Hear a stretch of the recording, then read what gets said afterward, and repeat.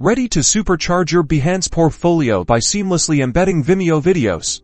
First, navigate to the Behance project where you want to embed your Vimeo video. Make sure you're logged into your Behance account. Click on the Edit button in the top right corner of your project page. This will open the project editor, allowing you to add or modify content. Now, switch over to your Vimeo account and find the video you want to embed. Open the Videos page.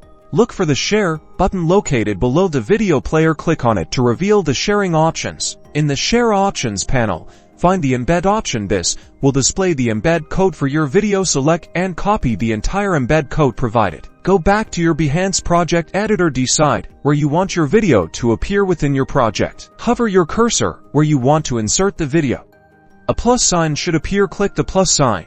Then select the Embed option from the module selection menu. Paste the Vimeo embed code you copied earlier into the embed code field. Behance will automatically recognize the code and display a preview of your video. Finally, click the Save button to save your changes. Your Vimeo video is now embedded in your Behance project. Refresh your Behance project page to see your embedded video in action. Your video is now seamlessly integrated, enhancing your portfolio's appeal. Elevate your creative presentation by embedding more Vimeo videos to attract more viewers.